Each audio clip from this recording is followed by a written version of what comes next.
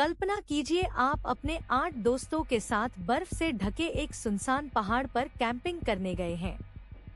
रात होती है, आप अपने टेंट के अंदर सो रहे हैं। बाहर तापमान -30 डिग्री है। अचानक रात के अंधेरे में कुछ ऐसा होता है कि आप और आपके दोस्त अपने ही टेंट को अंदर से चाकू से काटते हैं, बिना जूते पहने, बिना गर्म कपड़े पहने, मौत जैसी ठंड में जंगल की तरफ भागने लगते हैं। अगले कुछ दिनों में आपके सभी दोस्त मृत पाए जाते हैं। किसी की पसलियां टूटी हुई हैं, किसी की खोपड़ी फटी हुई है, एक लड़की की जीभ गायब है और कुछ लोगों की आंखें तक नहीं है। लेकिन सबसे डरावनी बात, उनके शरीर के आसपास किसी दूसरे इंसान के पैरों के निशान नहीं मिले। तो आखिर उस रात हुआ क्या था? क्या यह कोई हादसा था? क्या किसी गुप्त सैन्य प्रयोग ने उनकी जान ली? क्या उन्होंने कुछ ऐसा देख लिया था जो इंसानों के देखने के लिए नहीं था? या फिर इस रहस्य के पीछे कोई ऐसी सच्चाई छुपी है जिसे आज तक दुनिया से छुपाया गया है? आज हम जानेंगे दुनिया के सबसे खौफनाक और रहस्यमयी अनसुलझे मामलों में से एक, ड्यातलोव पास इंसिडेंट की पूरी कहानी। जनवरी 1959, सोवियत यूनियन। 23 साल का एक युवा छात्र इगोर ड्यातलोव अपने 9 दोस्तों के साथ रूस के यूराल पर्वतों में ट्रेकिंग पर निकला। ये कोई आम ट्रिप नहीं थी। इस रूट को उस समय सबसे कठिन ट्रेकिंग रूट्स में गिना जाता था। ग्रुप के सभी सदस्य अनुभवी थे। उन्हें बर्फीले इलाकों में सरवाइव करने का अनुभव था। शुरुआत में ग्रुप में 10 लोग थे, लेकिन एक सदस्य यूरी युडिन बीमारी की वजह से बीच में ही वापस लौट गया। उसे बिल्कुल अंदाजा नहीं था कि यही फैसला उसकी जान बचाने वाला था, क्योंकि आगे जो होने वाला था वह इतिहास का हिस्सा बनने वाला था। 1 फरवरी 1959, ग्रुप एक पहाड़ की ढलान पर पहुंचा।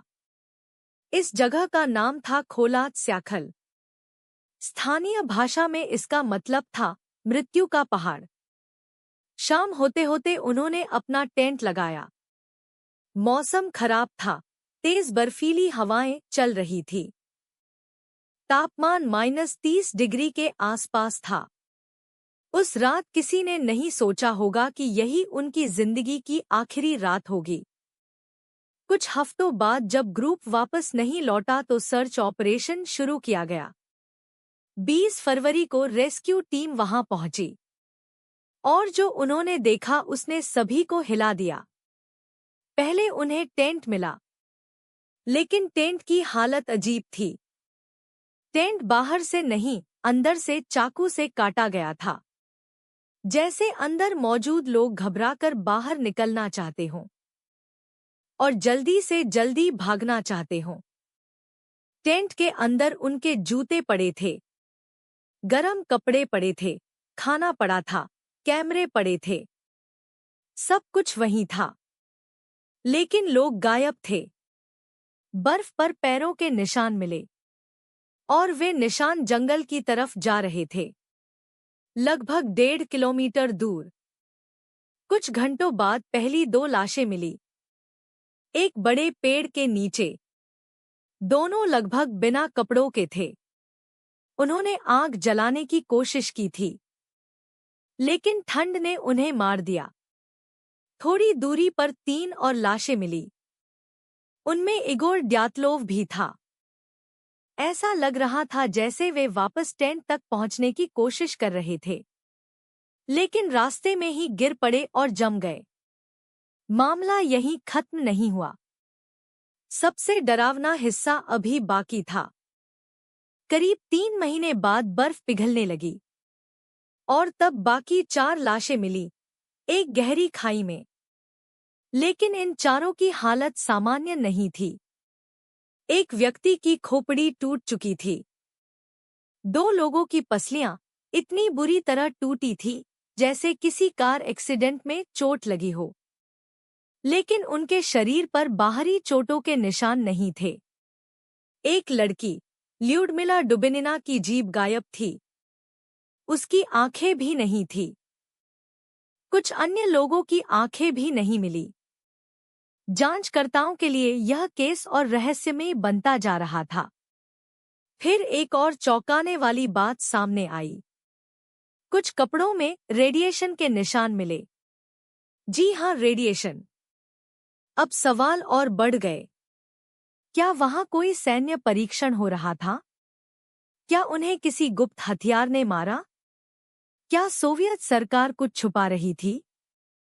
उस समय की जांच अचानक बंद कर दी गई और रिपोर्ट में सिर्फ इतना लिखा गया, इनकी मौत एक ऐसी शक्तिशाली प्राकृतिक ताकत से हुई जिसका सामना वे नहीं कर सके। बस। कोई स्पष्ट जवाब नहीं, कोई अपराधी नहीं, कोई निष्कर्ष नहीं। और यहीं से शुरू हुई दर्जनों थ्योरी। पहली थ्योरी, एलियन। कुछ लोगों का दावा था कि घटना वाली रात आसमान में रहस्यमय नारंगी रोशनी देखी गई थी।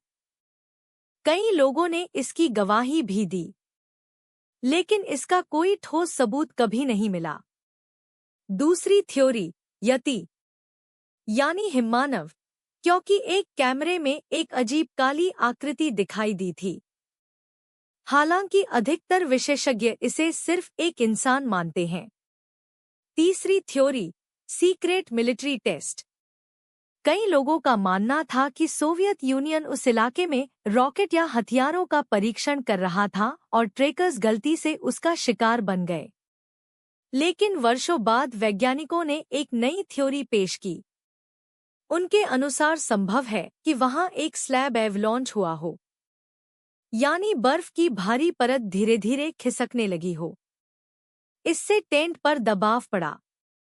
लोग घबरा गए। उन्होंने टेंट को अंदर से काटा और तुरंत बाहर भागे।